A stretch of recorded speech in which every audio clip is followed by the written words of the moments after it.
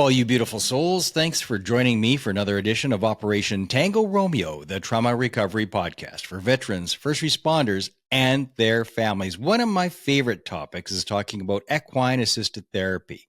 Now, it's the carpenter, it's the tools. There's a lot of variables. They're not all made the same. So if you've done it once, don't think that you're done and you know the experience. I've been to two different organizations so far, and it was two very, very different experiences. The only common denominator was the horses, which are always awesome. So I am so thrilled today to have Sarah and Ken on the show to talk about I Got Your Six equine assisted learning and to see what it is that's a little bit different about what they do. And then next week, I got another equine outfit that's going to be on the show. So this is really valuable. Thanks for joining me today, guys. Thanks for having us. Nice to be here. So what's your background that got you into equine assisted learning, and why in this space, in the first responder veteran space? For me, we both have a lot of friends and family that are either active or have been in military or first responder life. So we kind of have seen, I guess, the effects of that life, and just really wanted to be able to help people out, give them a different avenue to reach out and get some help with getting back into life, help heal themselves, help heal families. We have horses that have helped us through our own life trauma. So we wanted to be able to share that with people and, pass it along, not just keep it all to ourselves. So how did, let's start there then. How did the horses help you move through trauma? How did that happen? Like, what did that look like? For me, my family was all a lot of ex-military people from the States. So we were raised quite strict, a lot of harsh, almost corporal punishment type discipline, which created trauma that at the time we didn't know what trauma was. We just thought that was, you just got a licking, and other kids didn't get those lickings or things like that. For me, I was fortunate enough to always have horses, and those horses would kind of take away that stress after. At the time as a kid, I didn't understand what was happening. Now as an adult with some training and therapy behind me and stuff, I understand that they were helping take that trauma into a healing space. So how do they do that? I mean, because there was no training at the time. So how did the horses heal trauma just by their nature? Like, what did that look like? So horses are a prey animal, which we all know, but that allows them to, when they're dealing with people, they automatically are putting themselves into a vulnerable state because we're a predator animal. So that relationship in itself just allows them to kind of, the energy transfer that happens between a horse and a person really can take away some of that pressure. It's not that they're healing you still have to do the work to get through trauma and all the different things, but they can help that energy transfer. Okay. Do you have an idea of how, though, like what the actual mechanism is? Like, I do know what you're talking about because I've been in that space a couple of times, a couple of different experiences. And what I was experiencing was they are super tuned to your actual energy field. And it sounds woo-woo to people that don't know any better. I get it. It sounds woo-woo, but it's not. It's true. And I learned to adjust the throttle. When I could just sort of visualize the energy bubble being bigger, they reacted and they ran faster. And I'm like, oh, rein it in, and then make my energy bubble smaller, and they would go from a gallop down to a canter, then to a trot and to a walk. And I could actually use the throttle, how much energy in the round pen would determine how fast they were going. You could see the reaction. There was no missing it. And so that was my experience. But so could you explain a little bit further about what it would be like? Yeah, like you're bang on with the energy. Like I'll have days where you know things aren't going the right way at work for you and whatnot, and you come home and you step into the round pen, and that horse has no desire to be near you, right?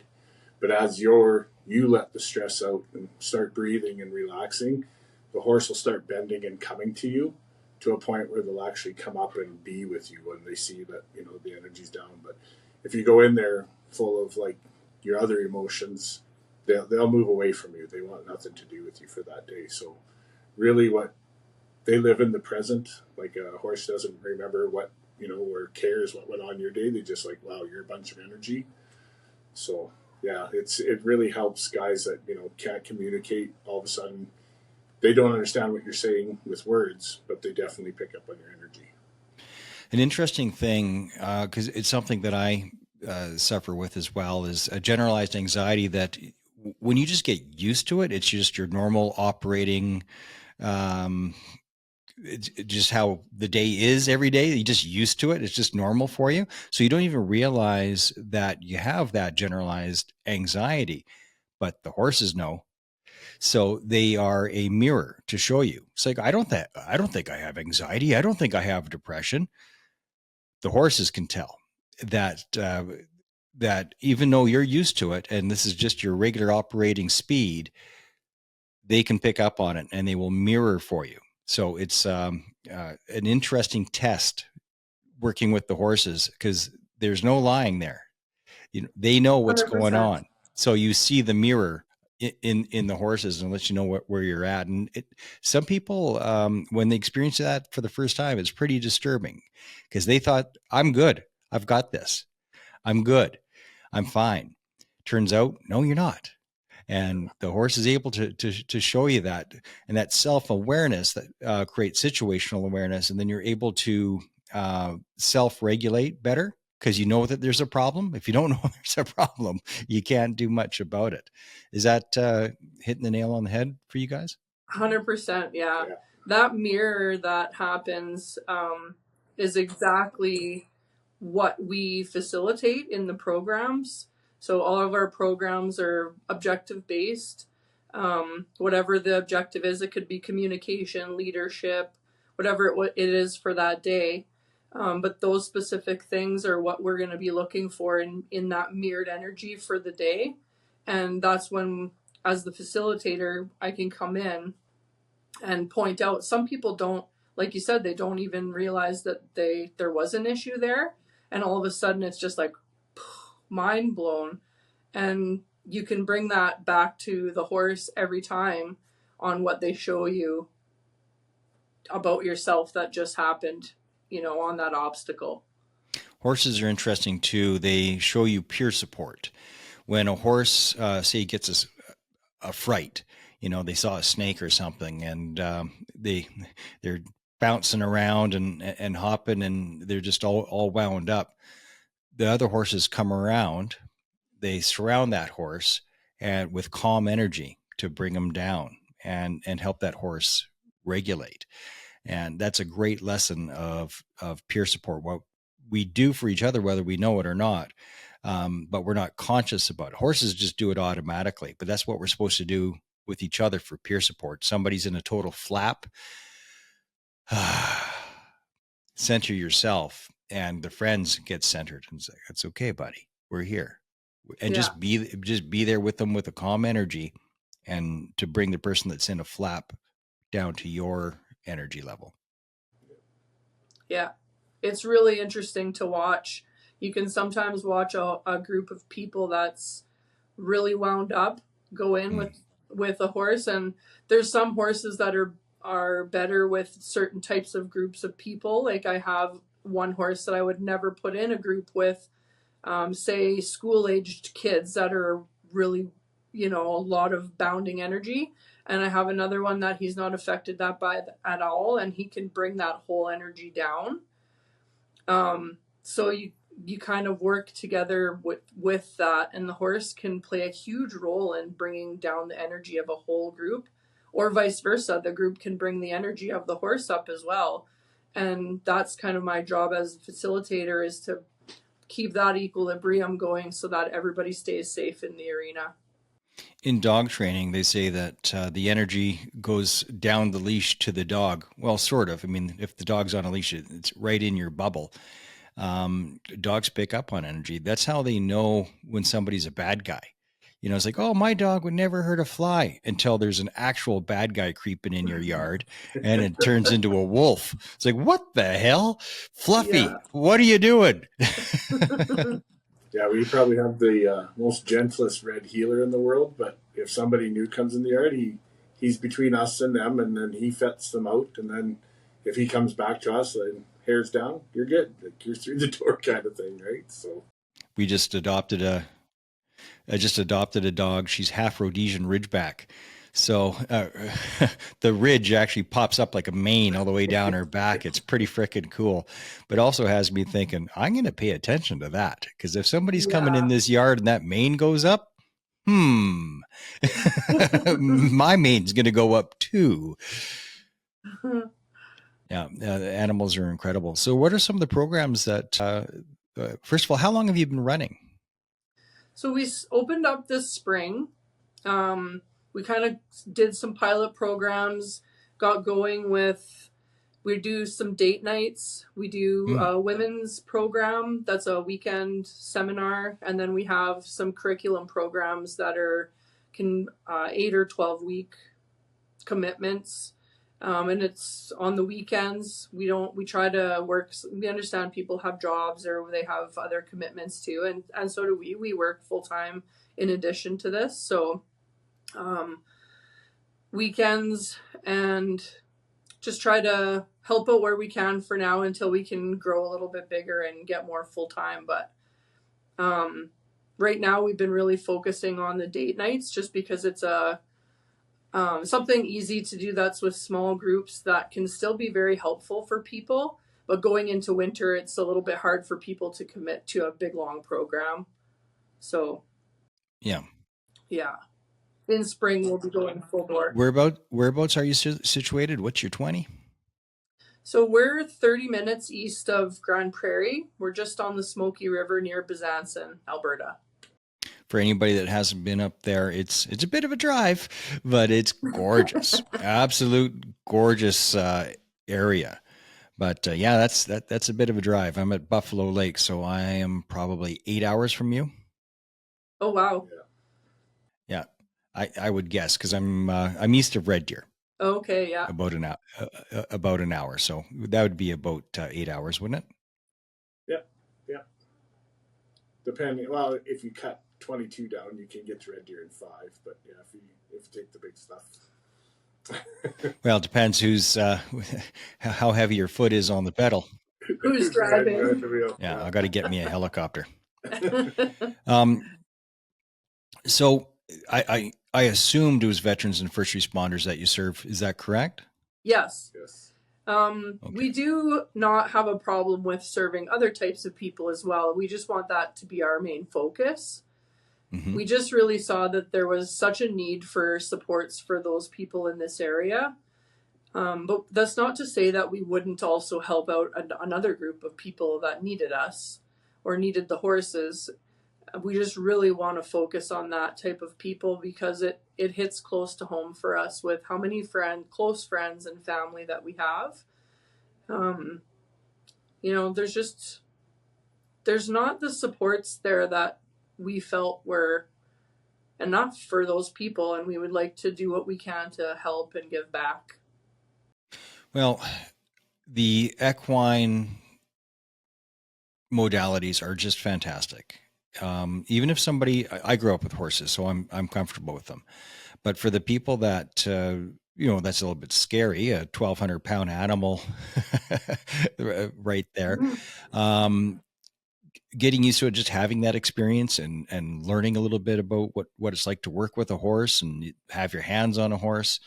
It's just a wonderful, wonderful experience. My wife now wants to do more, so maybe we'll take the hike up and join you for sure. It'd be worth it. 100%. Get a hotel and go. Anytime. Absolutely, we would love to do that. We'd love to have you over. No, that'd be a gooder for sure. Now, could you, what would really help articulate for the audience, and what I've struggled with other people in this space to articulate well, so we'll take a whack at it. Could you give me some examples, without naming names, of course, of befores and afters for people, sort of identifying the takeaways that people have? So they come to you and this is what they're dealing with: stress, depression, anxiety, whatever it is. So please name that. And what was the learning that they took away? And what are they like after? So the biggest one that stands out for me, first of all, we're equine assisted learning. We're not a therapy program.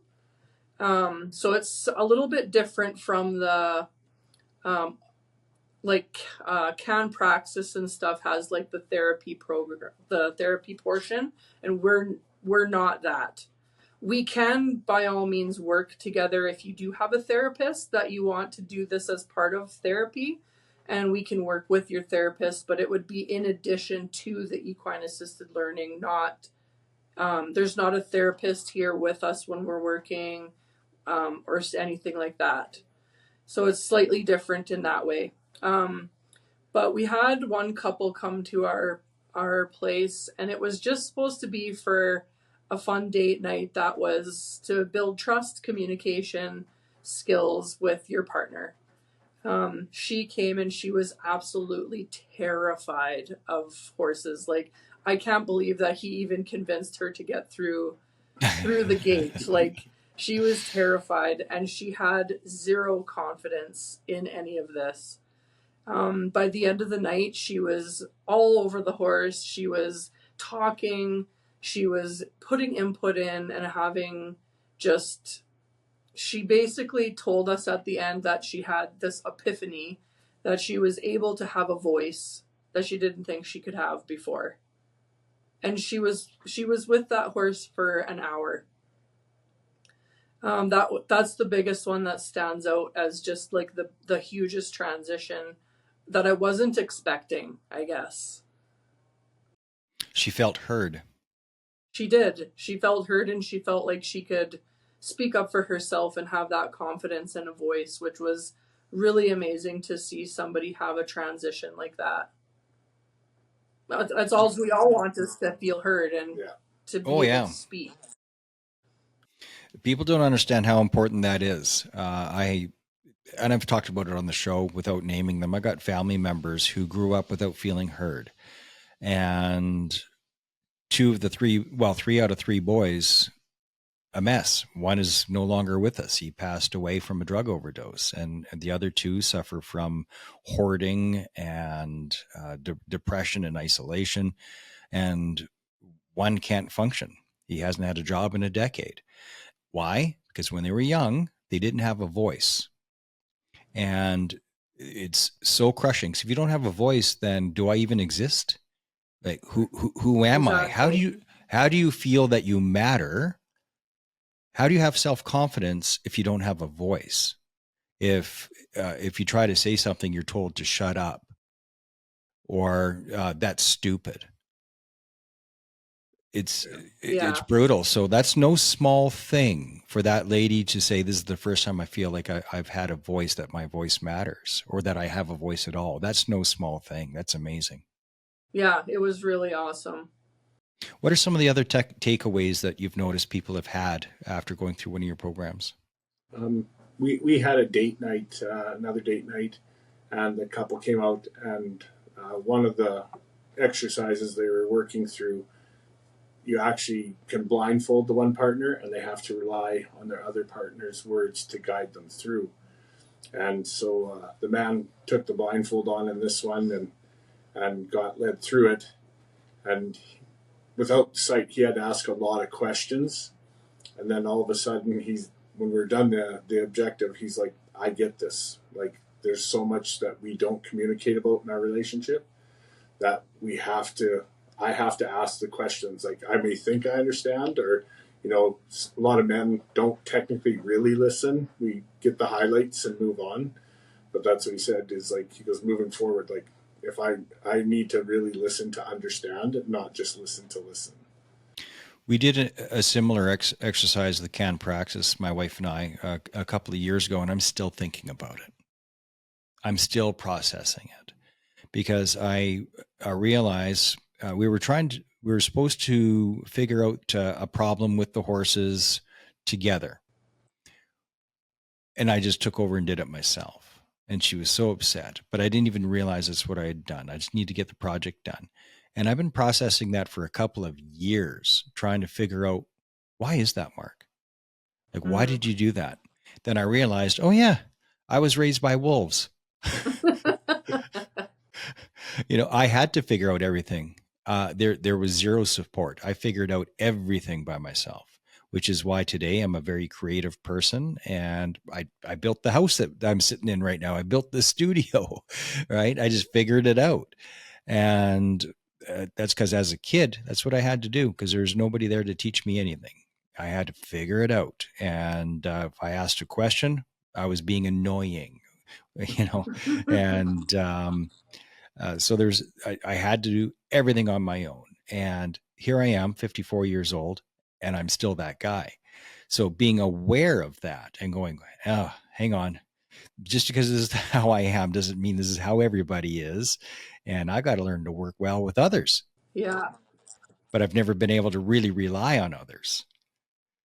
So that's a tough one for people to sort of break through a lot of times. Active listening and communication is several of our obstacles, and it's a tough one for people to sort of realize that they do and then break through that. It's really interesting. The horses are a mirror, and in this case, the exercise is a mirror, and the horses are there to help to keep you level. It's not terribly unlike some psychedelic therapies. One of the reasons that psychedelics work is that it puts you in a place where you're able to face your shit. And or you with some psychedelics there's just no hiding it. Like ibogaine, I've never done it, but I would. Is like, here's your shit, it's in your face and you cannot ignore it. I don't want to look. Sorry, you're looking. Here it is. And the horses are kind of like that too. Here's your shit, this is you. I know you don't want to look, but this is you. And the horses help to put you in a space where you're more receptive to that, of going, okay, that's me. I'm going to have to learn this. That's how I act. I didn't know it. And then, like, I've been processing for a couple of years. Why am I like that? And how does it affect the people around me? Well, it's like in business, we do a lot of like the personality styling, and so when you build your team, like, you try to build a complement, right? And same thing, this happened for me about 8 years ago. After I did my profile, I filled out that I was scored in the top 2 percentile for resourcefulness. So I can, you want to start something new, I was your guy. But those projects I wasn't succeeding at, and I was like, well, there's got to be something more to this. So I went back to the guy that originally did it with me, and he goes, because we were presenting in front of a room of coworkers, right? He goes, you're the least likely to ask for help. You'll do it all yourself. He goes, but when you learn to go and ask somebody for help or do it with somebody else that you have to communicate, he goes, there won't be much that'll stop you. So, yeah, you could just MacGyver it. So we're kindred spirits that way.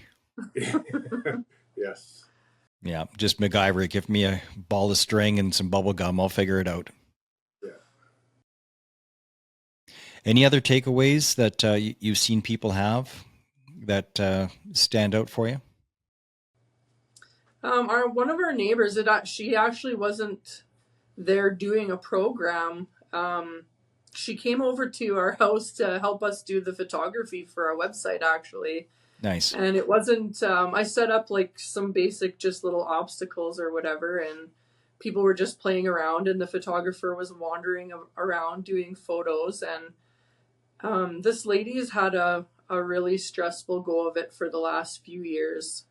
I won't get into it because, the people around will know who I'm talking about, but she broke down. She stood there with one of our horses' heads in her, like with her head up to his head, and was like bawling. And I kind of just left her alone. I don't think a lot of other people noticed what was happening with her or whatever. And after the fact, she came up to me and she hugged me and she thanked me and she said, I don't know what just happened to me, but my stress is gone for today. I can get through today. So regardless of how the energy is getting taken or what the objectives were that we were trying to meet, sometimes all that somebody needs is for, whether it's that person or in this case the horse, is like that energy transfer of however it works to make you feel like you have that release. And that energy was, she was like ugly crying, sobbing. Wow. And that's what she needed, and that horse gave that to her. And it's really beautiful to watch. It's also a little bit frightening because you don't necessarily know what's going on with that person, but it's not for us to know necessarily either. It's their journey that they're trying to go on. We're just here to give them a tool that they can build some life skills and bring that back with them to their own life. And if that was all she needed, was that touch of the horse to let her have that release, and now she can move on with whatever she needed to do for the rest of the day, like she said, we've won for that day. So you can't have situational awareness without self-awareness. Yeah. I mean, not truly. And I'm not talking about a soldier's situational awareness where you know everything that's going on, you're hyper vigilant, not that type. Just generally, what is the impact that I have on a room full of people? How do I affect others? And how do I influence and interact in relationships? That's the situational awareness that I'm talking about. You can't have that without the self-awareness. The self-awareness of, where's my energy level at? How am I coming across? Am I terse? Do I have resting bitch face? Like what is the going thing here? My wife says, Mark, your face, it looks like you hate me. I'm like, it's just my face. We both have that problem. So yeah, we both have resting bitch face at times. Yeah, apparently I have got a death stare that can penetrate concrete. But I'm such a nice guy. My kids call it my serial killer face. They think yes. Nope, the fuck around, find out face. Yeah. You're about to find out that particular look. Yeah, and being aware of that and taking responsibility for it. It's not easy. When my wife complains about my face, I was like, but what do you want me to do about my damn face? Well, it's the energy behind it. And that, with self-awareness, you can, and try to take control of that energy. And then your face will reflect that energy. And that's really what they're reacting to, because my face is reflecting an energy that isn't very good, because I'm in fight flight mode, or I'm ready for combat mode, and I'm ready to fight a pack of coyotes or something. That's a whole other mode, and there's no place for it with your loved ones, unless there actually is a bunch of coyotes you got to fight. Which I keep hoping for. We got lots of them around here. I'll take them on. Yeah. Take on 2 or 3.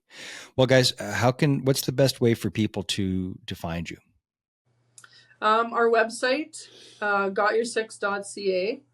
And we have all the information for all of our programs on there, a bit of kind of history of what we're doing. Can have a look at all the horses in the team.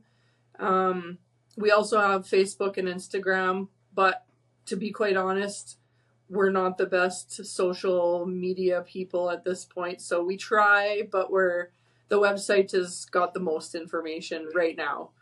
Alrighty. So it's not IGotYourSix.ca, it's GotYourSix. GotYourSix.ca, yeah. Not .com, not .org, not .net, .ca for our American listeners is .ca. Yes. And that's, I hope this conversation is useful for the international audience. We're heard in over 85 countries. It's probably like one person in most of them, but that's good. Hello, that one person in Pakistan or wherever the hell you're from, Tajikistan, because whether or not they have access to you in particular, it's access to the ideas of equine therapy. And maybe there's a stable down the road and you never thought, well, maybe I'll volunteer just grooming the horses. Yeah. And, there's a reason why people get addicted to horses. Oh, 100%. There's a reason. So on that note too, Mark, yeah. I'm certified through the Equine Connection, and Equine Connection is global. Oh. So there is a lot of other equine facility that like in the States, in Australia, all over the place, that if you go onto their website, you can actually find facilitators and different resources for that all over the place. So whether you're too far away from us to come and see us, there's lots of other EAL places that you could get access to in wherever your area is. Well, that's fantastic. Thanks for that. I'm glad you remembered to throw that nugget out there. Well, it's not EAL, Equine Assisted Learning. Equine Assisted Learning, yeah. It's not about necessarily just getting business for ourselves. It's we genuinely want to help people wherever you are, and if that means that you're going to somewhere in your area or to a different provider, great. Just go there. Just go and get the help that you're looking for, the support. And what's the name of that association again? Equine Connection. Equine Connection. Yeah, they're out of Calgary area. Okay, so Google the Equine Connection, and from there, you should probably be able to find a service near you. Yeah. Gotcha. Yeah. Cool. Any closing thoughts? Anything we're missing here? I don't think so. I appreciate that you let us come and chat with you and get the information out. Yeah. No, it's a privilege. Thank you so much for making the time today. Please stay on the line. You're listening to Operation Tango Romeo, the Trauma Recovery Podcast for veterans, first responders, and their families. Also, if you know somebody who you believe may be trying to recover from a trauma injury, this helps you understand them. If you're a supporter, and of course, everybody's got somebody in their life that's trying to recover. If your eyes are open to it, you'll see it. Thanks for joining, everybody.